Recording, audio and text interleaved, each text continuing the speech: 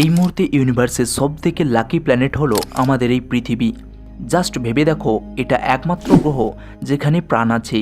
কিন্তু পৃথিবীর সূর্যের থেকে একটা পারফেক্ট ডিস্টেন্সে থাকা, এটা এতটা হ্যাবিটেবল হওয়া একটা খুবই অদ্ভুত ভাবার বিষয় নয়? পৃথিবী যদি এই জায়গায় না থেকে অন্য কোনো স্থানে থাকতো, মানে ধরো যদি এটা সোলার সিস্টেমের সবথেকে বিগ প্ল্যানেট বৃহস্পতি গ্রহের কাছে থাকতো, বৃহস্পতির চাঁদ হয়ে, তাহলে কি আমরা বেঁচে থাকতাম? পৃথিবী কি আজকের অবস্থায় থাকতো? তো চলো জানা যাক আজকের এই আমেজিং ভিডিওতে। আমরা সবাই জানি বৃহস্পতি আমাদের সোলার সিস্টেমের সবথেকে বড় প্ল্যানেট, যার সাথে পৃথিবীর তুলনা করলে প্রায় 1300 পৃথিবী ভালোভাবে এই বৃহস্পতি গ্রহের মধ্যে ফিট হয়ে যাবে। তাছাড়া এটা সূর্য থেকে 5 নম্বর প্ল্যানেট, যেটা প্রায় 77,85,00,000 কিলোমিটার দূরে রয়েছে। তাই বুঝতেই পারছো পৃথিবীতে যা রোদ আসে তার চেয়ে অনেক কম আলো পৌঁছায় জুপিটারে। প্রায় 25% কম সূর্যের আলো ওখানে পৌঁছায়। কিন্তু তা সত্ত্বেও জানলে অবাক হবে যে এই বৃহস্পতি গ্রহের একদম কেন্দ্রের তাপমাত্রা সূর্যের সারফেসের থেকেও কয়েক গুণ বেশি গরম। কিন্তু এমনটা কেন, একটু পরেই জানতে পারবে। বৃহস্পতির এই মুহূর্তে প্রায় 101টি চাঁদ রয়েছে, যেখানে আমাদের পৃথিবীর একটাই চাঁদ। মার্চ 1610 যখন গ্যালিলিও নিজের টেলিস্কোপ দিয়ে বৃহস্পতির দিকে প্রথম দেখে, তখন তিনি দেখেন বৃহস্পতিকে ঘিরে 4টি বড় বড় চাঁদ ঘুরছে, যেগুলি ছিল আইও, ইউরোপা, গ্যানিমিড, ক্যালিস্টো। পরবর্তীতে আমরা যখন ভয়েজার 1 জুপিটারের কাছে পাঠাই, তখন জানতে পারি যে 4টি নয়, বৃহস্পতির তো চাঁদের অভাব নেই।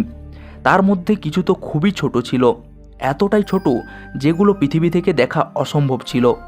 আমরা স্পেসক্রাফটের সাহায্যে শুধু বৃহস্পতির চাঁদ দেখতে পেয়েছিলাম এমনটা তা নয়। বৃহস্পতির বিশাল ম্যাগনেটিক ফিল্ড ও গ্র্যাভিটেশনাল ফিল্ডের ব্যাপারেও আমরা অনেক কিছু জানতে পারি।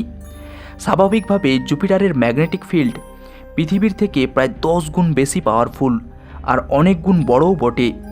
এতটাই বড় যে এটা যদি আমরা রাতের আকাশে দেখতে পেতাম, তাহলে ওই ম্যাগনেটিক ফিল্ডটাকে চাঁদের থেকেও বড় লাগতো। এবার মেন ব্যাপারে আসি, যদি পৃথিবী বৃহস্পতির চাঁদ হতো, তাহলে কি আমরা পৃথিবীতে থাকতে পারতাম, নাকি আমাদের বাঁচাটাই একটা চ্যালেঞ্জ হতো? জুপিটারের একটা চাঁদ আছে ইউরোপা, যেটা পুরো মোটা বরফের আস্তরণে ঢাকা। আবার একদিকে একটা চাঁদ আছে যেটা বীভৎস গরম লাভায় ঢাকা। হ্যাঁ, এই আইও, এর সারফেসে সবসময় গরম লাভা বইছে। এখানে মানুষের পক্ষে 1 সেকেন্ডও থাকা সম্ভব নয়। যদি পৃথিবী জুপিটারের হেলিওস্ফিয়ারের মধ্যে চলে যায়, মানে যদি জুপিটারের কেন্দ্র থেকে পৃথিবী 8 কোটি কিলোমিটার অরবিটের মধ্যে চলে যায়, তাহলে এটাও জুপিটারের একটা চাঁদ হয়ে যাবে। আর তখন পৃথিবী সূর্যের সাথে সাথে জুপিটারের চারপাশেও পাক খেতে থাকবে। আর এই সময় পৃথিবীর আকাশ থেকে ভিউটা দেখতে ঠিক এমন লাগবে। দেখতে খুব ভালো লাগছে, তাই তো? ওয়েট, একটু পরে আর লাগবে না। একটু আগেই বললাম যে এটা সূর্য থেকে 77,85,00,000 কিলোমিটার দূরে আছে। তাই সূর্যের আলো ওখানে এতটাই কম আসে যে ওই জায়গাটা খুবই ঠান্ডা। ওখানে থাকলে আমাদের 25% কম আলো পেতে হতো।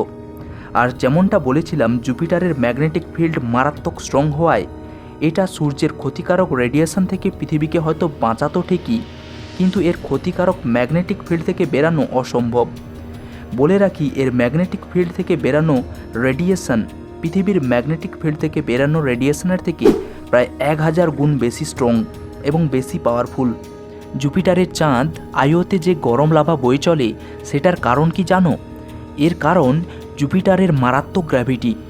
জুপিটার বিশাল গ্র্যাভিটি আইওর উপরে টাইডাল ফোর্স লাগায়।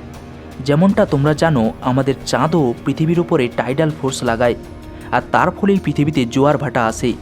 কিন্তু আইওতে এরকম হালকা টাইডাল ফোর্স লাগায় না। জুপিটার আইওর উপরে এমন ফোর্স লাগায় যে আইওর পুরো সারফেসটাই স্কুইজ হতে থাকে, আর তাই এর কোরের রিজিওনাল এতটাই আনস্টেবল।